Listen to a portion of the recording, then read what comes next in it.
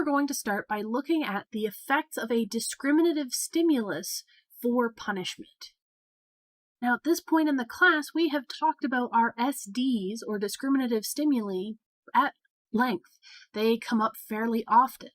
As a quick reminder, a discriminative stimulus would be an occasion setter, something that's telling us that a behavior will be reinforced.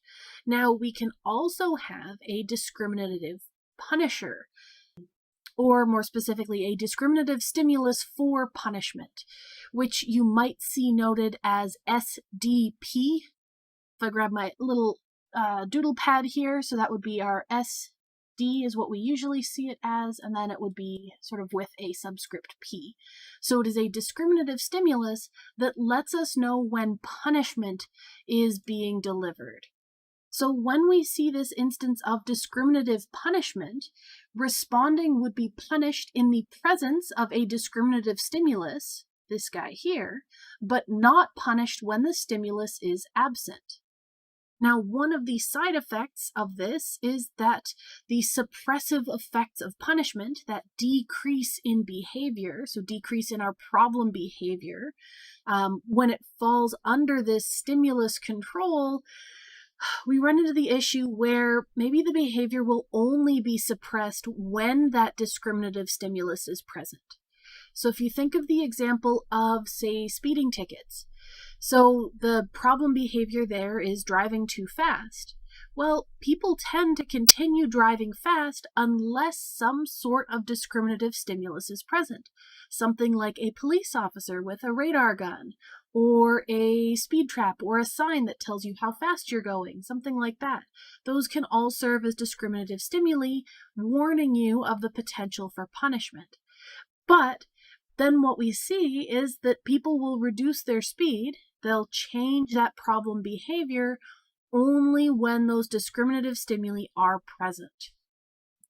So of course this is problematic if your goal is to decrease that problem behavior at all times, because we only see a decrease in behavior when that specific discriminative stimulus is present. Our last factor that we need to consider is the fact that our punisher, or punishment, can signal the availability of positive reinforcement.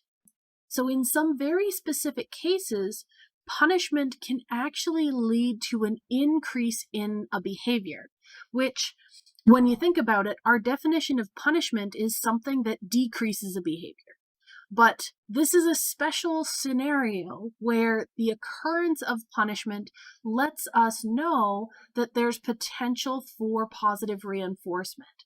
So it's not punishment in isolation, which punishment should decrease a behavior.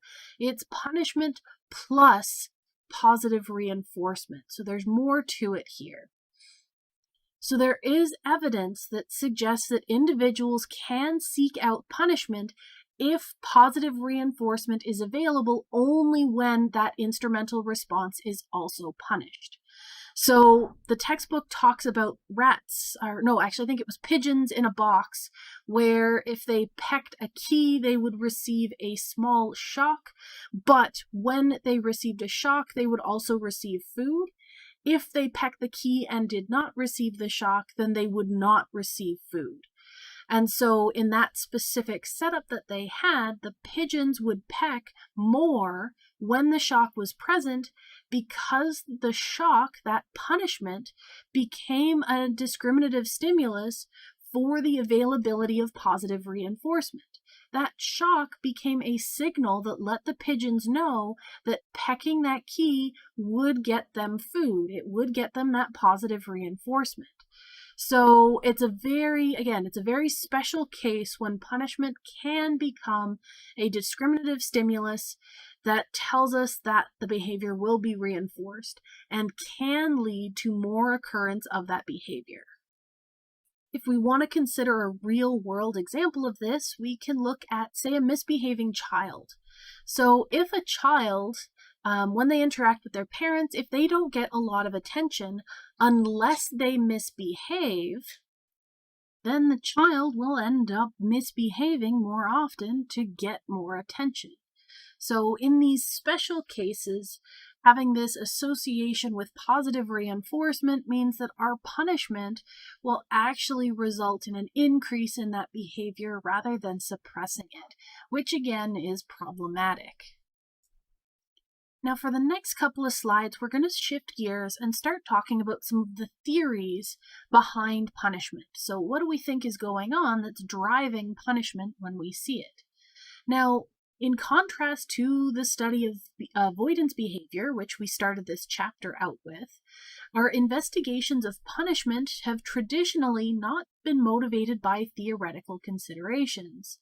A lot of what we know about punishment has come from empirical curiosity or even a practical desire to look at what's going on. So a lot of our avoidance literature has focused on theories of avoidance and why do we think that this is happening, what mechanisms are driving it, but a lot of the literature on punishment is a little bit more practical and a lot less theoretical.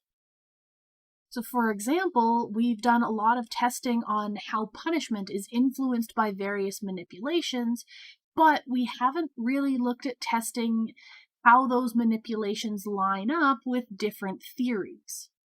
And so we're going to focus on 3 of the most prominent theories of punishment, though none of these theories are necessarily popular or recent, just again because of the nature of the literature on punishment is that most people aren't really looking for a theory to explain what's going on with punishment.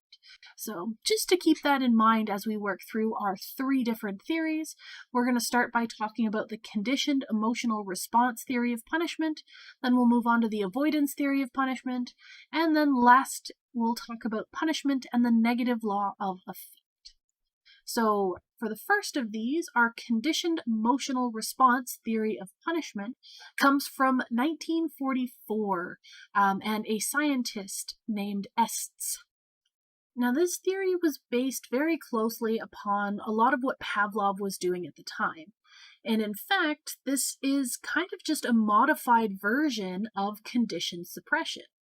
And we've talked about conditioned suppression back in chapter 3, and I believe we even mentioned it again earlier in this chapter, but another refresher.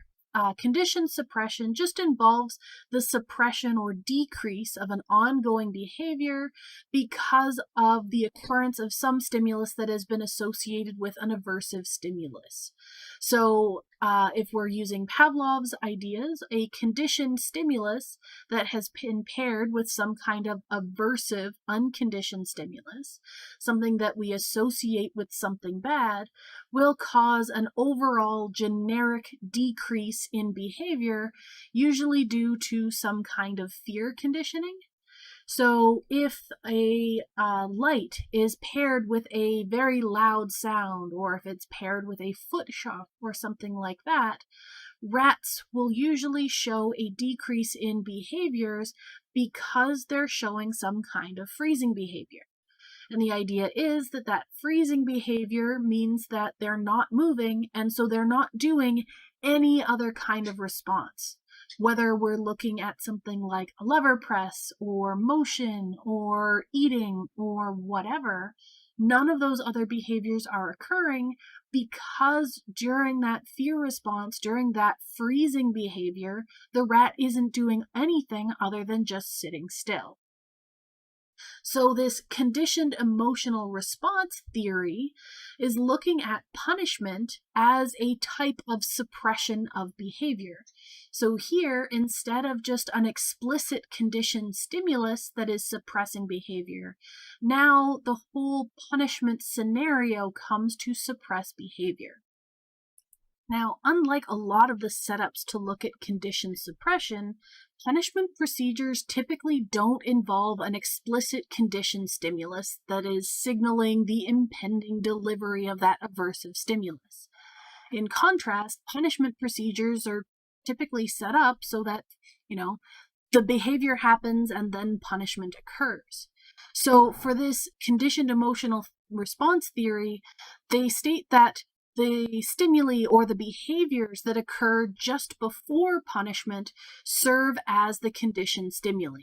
So the state of the environment, the behavior that you do that leads to punishment, those factors can all become conditioned stimuli, and those sort of more broad and vague conditioned stimuli are what elicit that freezing effect and then cause that more broad suppression of other behaviors. As an example, we can think of a dog with a collar and an invisible fence. So a lot of invisible fences work because whenever the dog crosses that invisible boundary, they receive a mild shock.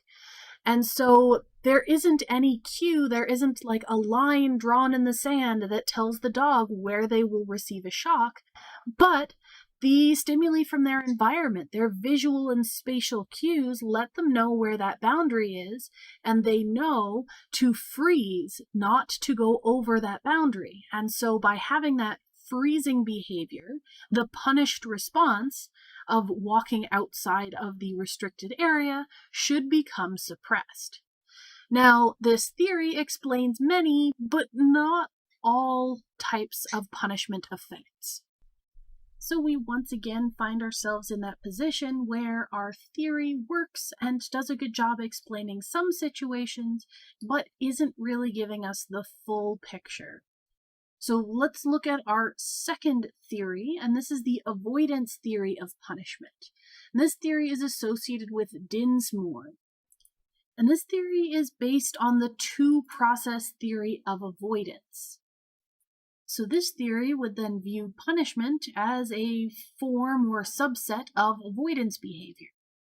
So the stimuli that accompany the punished response would become aversive.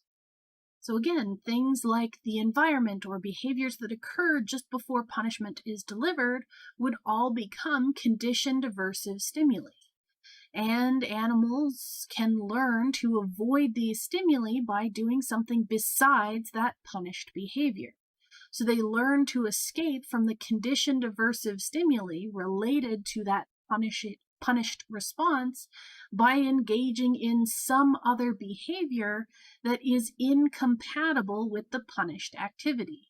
So instead of engaging in the behavior that leads to punishment, they would engage in some other form of behavior.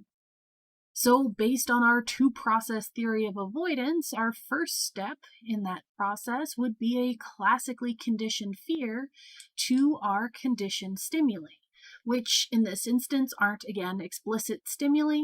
They're more the situation, the environment, something external that indicates that punishment will be delivered in the future. Our step two is the negative reinforcement of avoiding doing that response that leads to punishment. So by engaging in some other incompatible behavior, we see negative reinforcement because they avoid doing the punished behavior and therefore avoid punishment. So in this setup, the suppression of that punished behavior is not viewed as reflecting the weakening of the punished response, but instead we're explaining it in terms of strengthening the competing avoidance response. Now, logically speaking, this is kind of a nice clean theory where we're seeing a strengthening of avoidance responses rather than a weakening of punished responses. But the way that this is set up is actually very difficult to work with. So as a theory, this theory is poorly set up. So it's a simple concept, but it is very, very difficult to test. And so what I mean by that is, if this was a good theory, then we would have a very clear alternative hypothesis. So we could set things up so that, okay, if this is a case of avoidance, then we should see this behavior. And if it is not a case of avoidance and we set up an experiment, then we should see that outcome instead. But because we're relying on these avoidance responses and the mechanisms that drive avoidance behaviors, it's very, very difficult to get a nice, clean, sort of differential response that would tell us that this theory is or is not working in an instance. Additionally, those avoidance responses that are presumably being acquired as alternatives to the punished behavior are also ill-specified. So we're saying that they're doing something else. But what is that something else? In a lot of theories of this avoidance theory, they don't specify, and therefore this theory can't predict what those responses would be or how we might identify and measure them. Which again brings us back to that idea where it's very difficult to test this theory in any scientific fashion. So our take home on this one is it seems on the surface to be a good explanation, but actually ends up being a very poor scientific theory, which is fairly unfortunate. All right, and then this brings us to our third theory to explain punishment and what we observe during punishment, and this is the negative law of effect.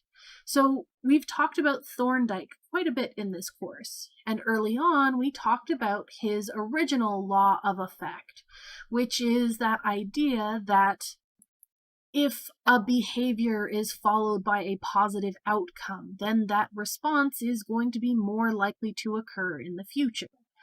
And so this idea, this negative law of effect, is basically going to be the opposite of that original law of effect, because now we're applying it in the opposite direction. So just as reinforcement can strengthen behavior, so a behavior being followed by a desirable outcome leads to more of that behavior and a stronger association, then punishment must then be the opposite, where a behavior being followed by a negative outcome should then weaken that association and make that behavior less likely to occur.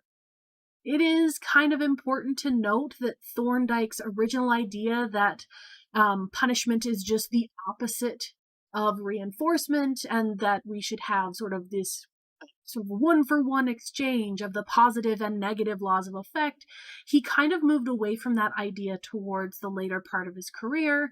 But the concept, this idea of this negative law of effect, of there being sort of an equivalent concept for punishment, has stuck around despite him changing his idea or his mind on the fact.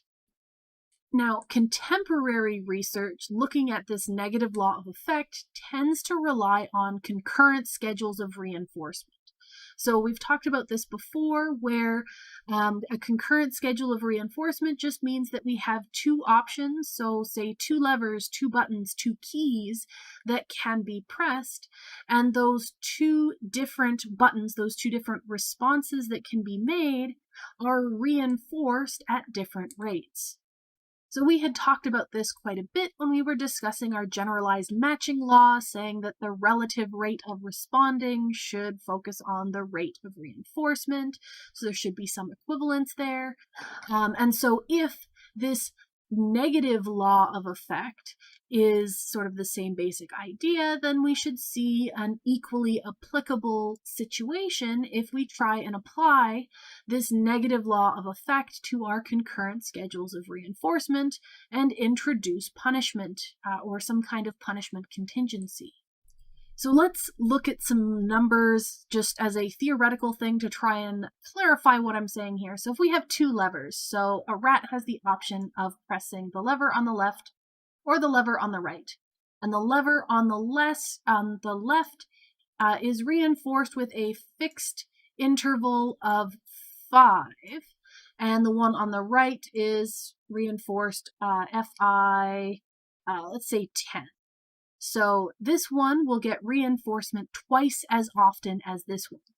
And so from our matching law, that would tell us that this lever should be pressed twice as often as this one because of that higher rate of reinforcement.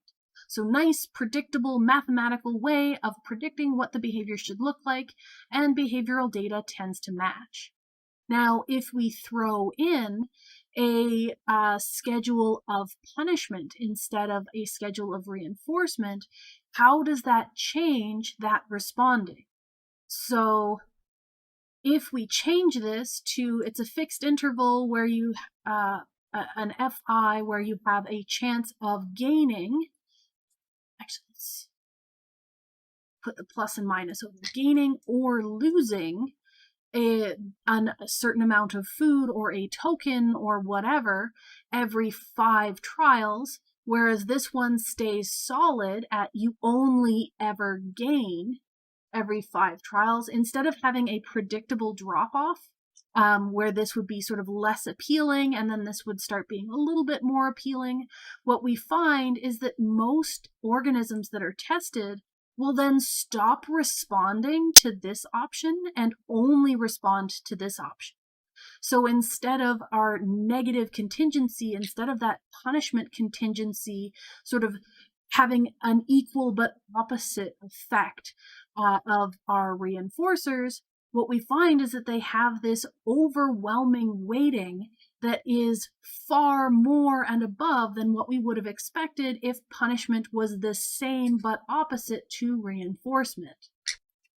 So our take home from this theory is that yes, reinforcers can strengthen the behavior and punishers can weaken the behavior, but unlike our original expectations, it isn't a one-to-one exchange. It isn't sort of an equivalent reinforcer will give sort of +1 and an equivalent punisher will give -1.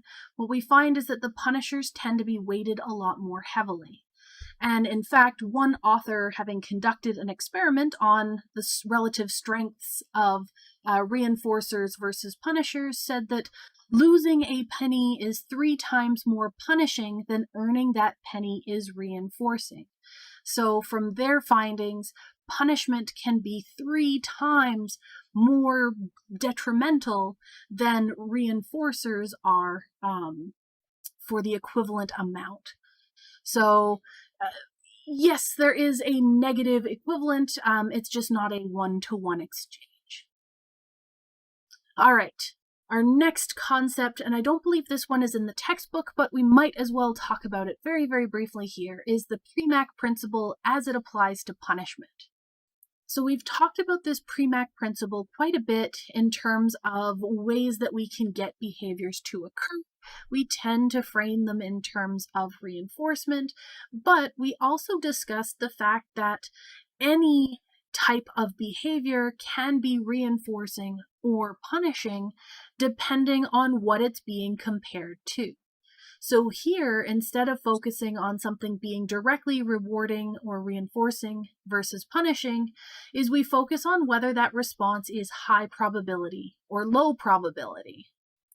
So we can use our example of watching Netflix would be a high probability event. If left to your own devices, maybe you like binge watching TV shows.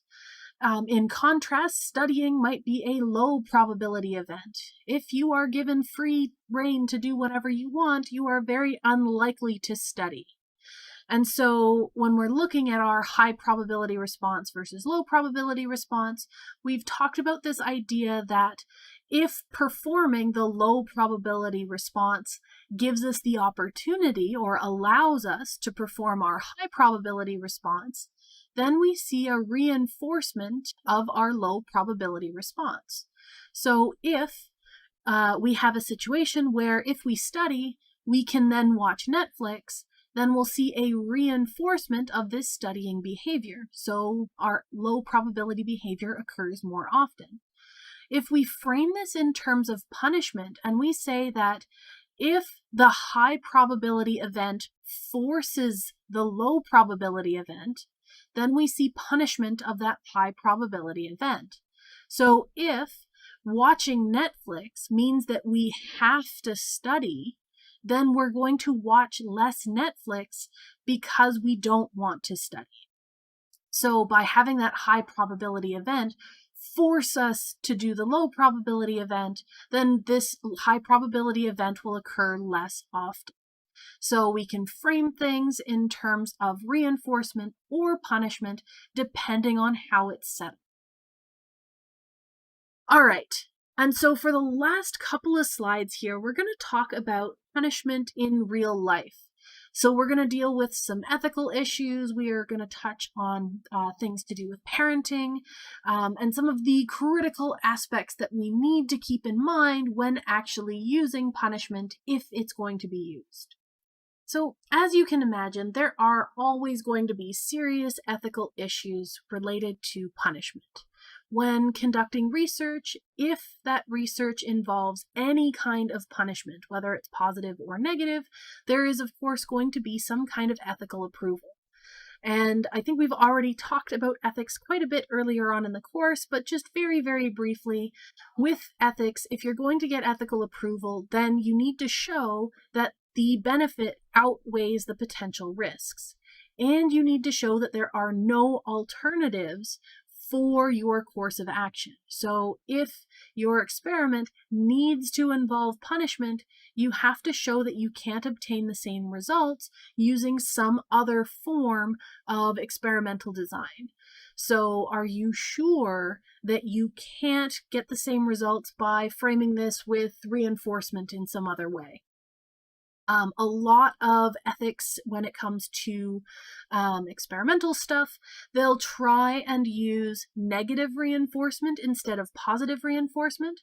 And that's because it's a lot less harmful to remove a good stimulus as opposed to directly delivering a bad stimulus. But again, it can depend on the situation, on what's going on, and on what the potential outcomes are, what the potential benefits are for that specific setup. Now, that's the research side of things, and that's what I'm most familiar with. But there are also some ethics beyond what we just consider for research. So if we think of the idea of parenting, how ethical is it for a parent to use punishment? A lot of people may have grown up with something like spanking or being yelled at or any of those types of punishments. And those are all forms of positive punishment. As time goes on, ethical issues have been raised, and it's becoming less and less common to see punishment with parenting. And in fact, a lot of places have started outlawing corporal punishment. So a lot of countries, including a lot of the states, and I'm actually not sure where Canada stands on this, but I believe they're also banning corporal punishment. Basically, it makes it illegal so that you can't use spanking or anything like that with your children. And beyond the ethics of this, there have also been a number of studies that look at the effectiveness of punishment as a parenting style. Now, keep in mind that most of these studies are correlational studies, meaning that there are no manipulations. They don't control whether a parent uses or does not use corporal punishment. What they do instead is take correlational data and look at parenting styles versus different outcomes that are seen in the children in the future. And there tends to be a lot of positive associations between corporal punishment and things like bad behavioral outcomes in the future. So things like aggression, mental health issues, and bad parent-child relationships tend to come along when positive punishment is used. But again, because this is a correlational study, there can be other factors driving this, so we can't say that positive punishment leads to those things. We can just say that they co-occur. So that actually comes up to this point of there tend to be later problems when punishment is used in real life. Another thing that we want to consider is the fact that punishment in real life is often used incorrectly. So when we've talked about punishment throughout this chapter, and any time it's come up during this course, we're talking about sort of a very strict, controlled environment in which we are controlling everything that's going on. So punishment in the real world isn't typically applied in the same effective and controlled manner. In the real world, punishment is used at very low intensities, so maybe you get a warning on your first offense instead of a real punisher, and that can lead to a reduced effectiveness of later punishers because you're becoming sort of habituated to their presence. Sometimes in the real world, a punisher is delayed. Maybe it isn't delivered until a more convenient time. So if you've ever had a teacher tell you, oh, just wait until I tell your parents how you've been acting, well, that's a lot less intimidating, a lot less sort of effective than if the parents were immediately involved. In the real world, we tend to see an intermittent schedule of punishment, and it's not often contingent on a particular well-defined behavior. So if we think of, say, drivers and speeding tickets, so every time a driver speeds, they aren't necessarily going to get a ticket. They only get tickets if they are caught. And so we talked about that issue where if there's a discriminative stimulus for when that punishment occurs, then the behavior is only going to be adjusted when that stimulus is present. So we have issues where it's not well employed, it's rarely instituted with the specific setup that we would need in an experimental setting. Another thing to consider is that when we have punishment employed in the real world, we rarely have a source of alternative reinforcement. So we're telling people what not to do, but we don't give them an alternative behavior that they could do instead. And as we talked about earlier, punishment is a lot more effective if we give them something else that they can do and receive reinforcement for doing that. Now, despite all of these bad things that come from punishment in real life and all of these things that we need to consider, besides the ethical issues and potentially bad outcomes in the future and the fact that it isn't always employed in the best way, sometimes punishment does have to be used. Sometimes it is the most effective course of treatment. Sometimes it is the only option. And so those situations where punishment is the only option, they tend to be situations where punishment is used to prevent serious harm. That tends to be one of the very few instances that most people can agree that punishment could be employed in an ethical way. So more specifically, we're saying that you could use punishment and be ethically okay using punishment if the delivery of punishment is specifically going to prevent a more serious problem. So if you're trying to prevent, say, a child from seriously harming themselves and yelling at them is the only way to get them to stop doing that behavior that can cause them serious harm, then sometimes so be it. And we actually have an example on this page here. Again, I also like to point out the fact that a lot of the research that's been done on punishment, especially punishment with minors, is old. So this particular graph was sourced from the 60s. So it's a lot less likely to see this kind of research nowadays for all of those reasons that I just mentioned. But this is one of those special cases where they're talking about the delivery of a punisher, in this case a mild shock, with the intention of stopping a behavior that could lead to more serious harm. So in this instance, they have a child who tends to climb to high places when they're at home. And so we're counting the number of times the child climbs per day, and then this is sort of our timeline here. And so we have before shock, so this is our baseline, where we see that the child tends to climb around 30 times a day, sometimes as many as 60 times a day. Even at their lowest point, they're still climbing maybe 15 times a day. So this child is exhibiting a lot of potentially dangerous behavior. If they fell while they were climbing, they might severely injure themselves. And so if we introduce a punisher, in this case, the delivery of a mild shock, whenever that climbing behavior is exhibited, we see a very fast and dramatic drop-off in that punishing behavior. And so we have here this little spike in more climbing behavior occurring. This is actually noted as an instance when the shock device was malfunctioning. So they could see that without that shock being delivered, they saw an increase in that dangerous behavior again. So in this case, we'd have to weigh the benefits of preventing a potentially very dangerous or even deadly fall with the discomfort of delivering a mild shock. And so because this went on for quite a few days, they must have decided that the negative effects were worth the positives of preventing that dangerous accident that could happen. For the next couple of slides, I want to talk very, very briefly about non-contingent punishment. So this is punishment that's being delivered without any particular cause for that punishment. There is no contingency that tells the organism why they're being punished. And so just thinking about this, being punished for no reason sounds pretty bad. But from the experimental and scientific side of things, it is also very bad. So, logic and science are agreeing on this one to say that non-contingent punishment is a bad thing to happen. And there are two types of non-contingent punishment that we're going to talk about. The first being learned helplessness, and the second being experimental neuroses.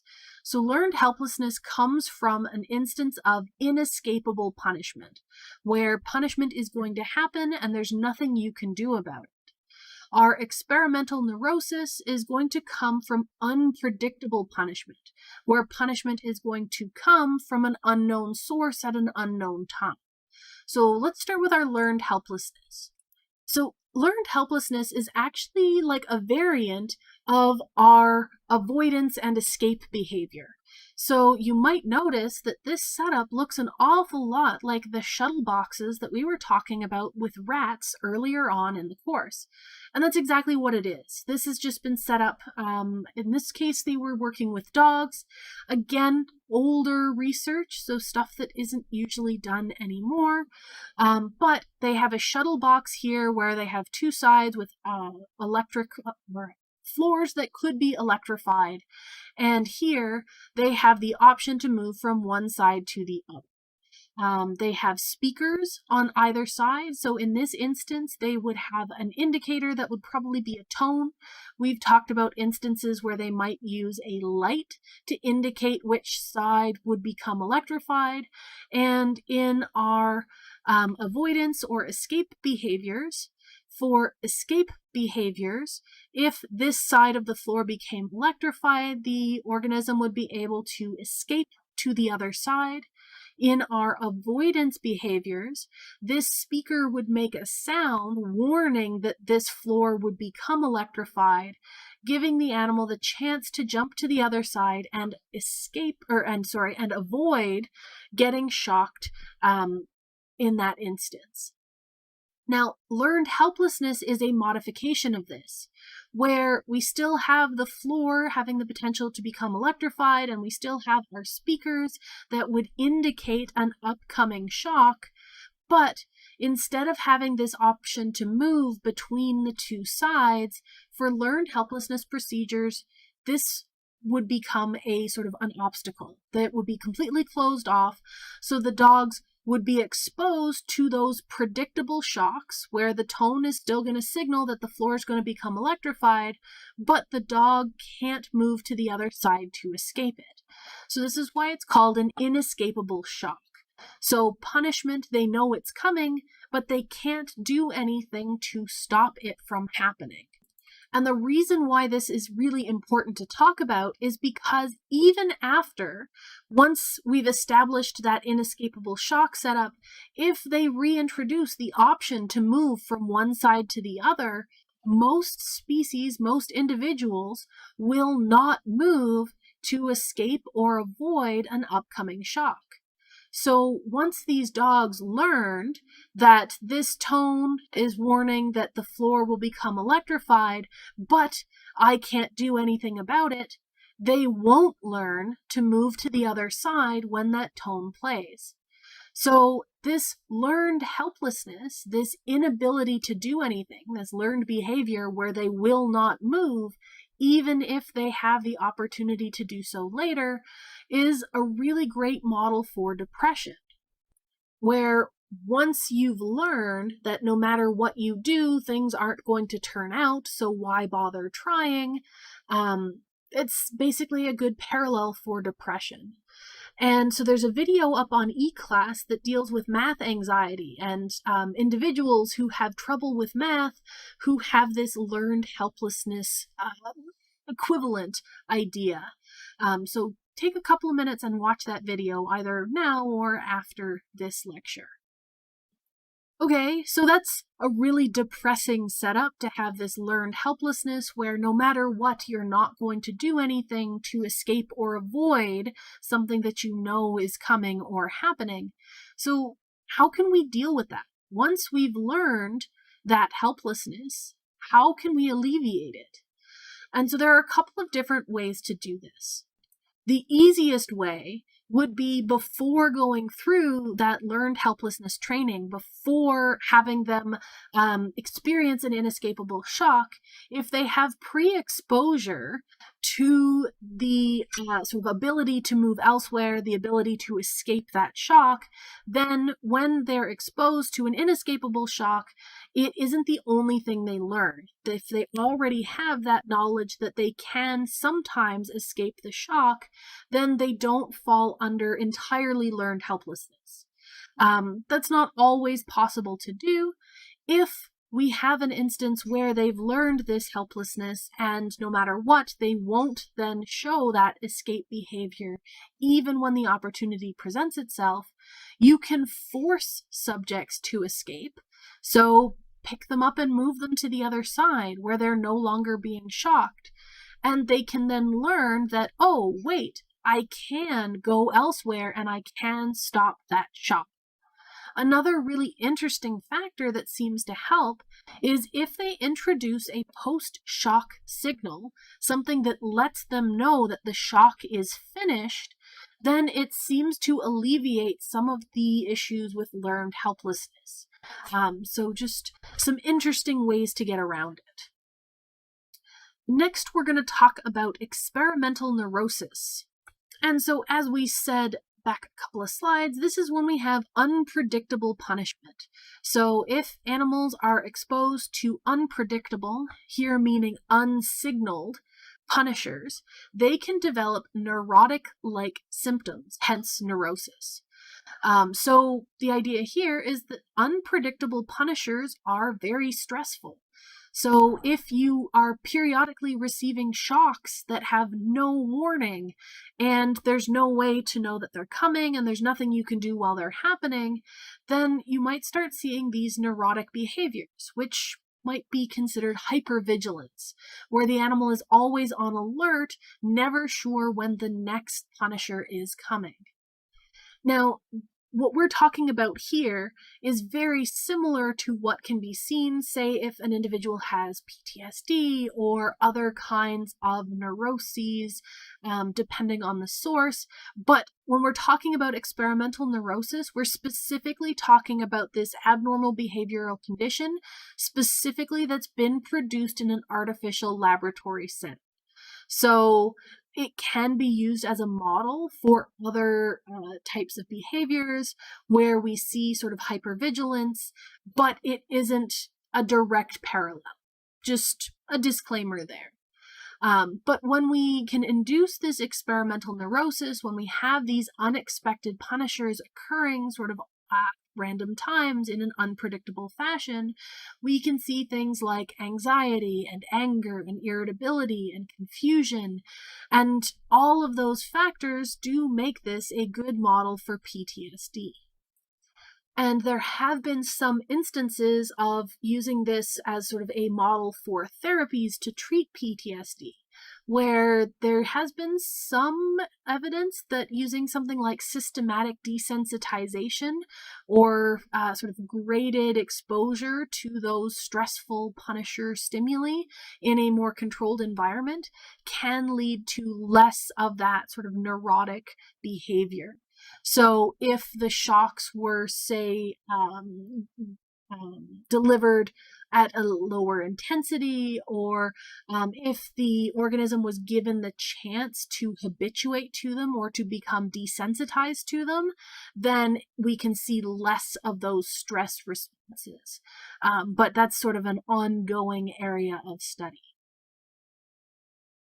All right, so we are on our last, I believe, 3 slides. So we're going to do a sum up of punishment so we can talk about benefits of punishment. Again, as we said, punishment is usually only acceptable when injurious behaviors would happen if punishment were not immediately delivered. So special cases where we can justify its use, that's what we're talking about here. So if there's no time for shaping and positive reinforcement of appropriate behaviors and all of those other factors we've talked about, then yeah, punishment is sometimes going to be okay to occur. We will occasionally see appeasement behaviors, so increases in sociality, so positive interactions with the person delivering the punishment in order to try and avoid receiving punishment. This is sort of sometimes a benefit, sometimes a detriment, because again, punishment can come with its own nasty set of side effects, but we'll get to our problems in just a minute. But sometimes if you're trying to increase social behaviors, maybe that's not a bad thing. Punishment can very quickly modify attention, so it can bring someone's attention away from what they're doing to the person who's delivering the punishment. So if you are specifically trying to, say, get a child's attention while they're chasing a basketball into a busy street, modifying their attention away from the basketball and towards the person who is yelling at them, that's going to be a good thing. Similarly, it can be a distraction from some kind of motivator. So if they are motivated to go get their basketball out of that busy street, distracting them and bringing their attention elsewhere is a good idea. And when punishment has been deemed acceptable, it can be a very rapid way of changing that behavior. So as we saw with stopping the child from climbing high places in their home, they very quickly reduced the amount of climbing that they were exhibiting each day. So if we're trying to stop potentially harmful behaviors from occurring, punishment can be a very fast and effective way of doing that. Now, of course, lots of potential problems with punishment. So in many, many cases, especially out in the real world, punishment does not identify alternative behaviors. So we're telling people what not to do, but we're not telling them what to do instead. We've talked about the issue where our discriminative stimuli for punishment can become stimuli for avoidance. So if you know that police officers give out speeding tickets, then you learn not to speed when police officers are present. Another issue is that punishment elicits emotional responses. And this isn't just in the person receiving the punishment, this can also be in the individual delivering punishment. So if we're looking at, say, a parent punishing the child, then there's going to be an emotional response on both sides of that, and both sides of that can be bad. We also run into issues with modeling and imitation. So if a child has a parent who constantly yells at them, then the child might assume that that's the best way to solve a problem. So they might model that behavior and yell at people who are doing things they don't want them to do. So again, problematic. We also mentioned that there can be instances where punishment can also have a reinforcing value. A lot of times this is linked to things like getting attention, but there are other special cases where punishment can have a reinforcing component. So you always want to watch and make sure that anything that's being used as a punisher is just a punisher. There's also issues with internalizing. So if an individual receives a lot of punishment, it can lead to those problems with things like anxiety and ideas of self-worth and all sorts of things in the future. So we have to watch out for things like that. There is the potential for psychological harm from any kind of non-contingent punishment. So we talked about our learned helplessness and experimental neuroses where shocks were being delivered with either no chance of escape or no predictable pattern. If you think of, say, a child who doesn't make the connection between the behavior that they did that you want them to stop and the punishment that was delivered, If they don't know that they're being punished for doing that behavior, then that punishment actually, to their point of view, is a non-contingent punisher. So if they don't know why they're being punished, it can cause harm for those reasons. So that's another reason why you want to be very careful in how quickly a punisher is delivered if you are going to use them. And it has to have sort of a connection between the behavior that led to the punishment and the punisher being delivered. We should also consider the potential for habituation, especially if you start with lower levels of punishment and ramp up the intensity. There's a very high chance of habituation. So if you start by scolding your child and then yell at them and then yell louder, they might become habituated to that and just ignore the yelling, and the yelling will then no longer serve as a punisher. So all sorts of things to consider as negatives and problems to keep in mind if punishment is used. If you have to use punishment, then things to keep in mind to have effective punishment. You want to make sure that you don't delay the delivery of punishment. Like I was just saying, if there's going to be that contingency, if there should be an association between the behavior that's being punished and the delivery of that punisher, you want them to occur very quickly together. So we want consistent contingency and intensity. You want to make sure that whenever that bad behavior happens, it is punished. And you want to make sure that that punishment is delivered in a timely fashion.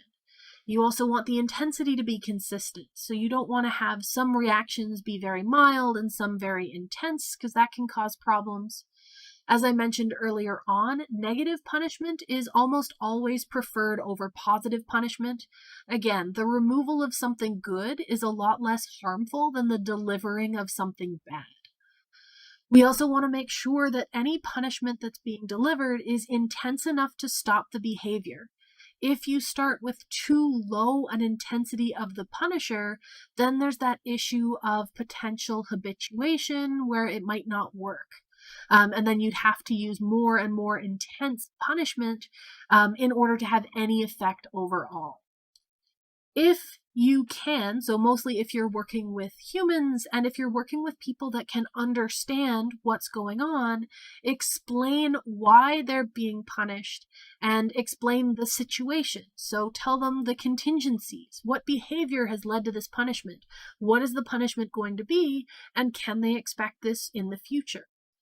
A good thing would be to provide a differential reinforcement option. So have a DRO, differential reinforcement of other behaviors, which actually works with another differential reinforcement option. All start with D, R, and O. But if you give them an alternative behavior that they could be doing and receiving reinforcement for, then it's going to make this situation a lot more effective. So you'll need less punishment if you have a reinforceable alternative behavior. As someone delivering punishment, you always want to make sure that you are not using punishment out of frustration or anger. In situations where you are angry or frustrated and you lash out, you are very rarely going to be following all of these strict rules and guidelines that make for effective punishment. If you are frustrated or angry, then yeah, you might lash out immediately, but there might not be any contingency. The intensity might be out of proportion because of your emotional involvement. Lots of other problematic things. It's also more effective if you can provide safety signals or warnings. So if you can provide a warning that if you don't stop that, then this punishment will be delivered, that can usually make it unnecessary to even bother delivering the punishment. Or, like with our learned helplessness, if you can provide a signal when the punishment is over, if you can tell them that this is finished, then they can stop being afraid and we can lessen some of those negative side effects that come from experiencing punishment. And again, the biggest point of punishment is use only when necessary, when there are no other alternatives. So this is a last resort and should only be used in very specific cases when we've exhausted all other options, or if this is the only way to avoid something that could potentially be harmful.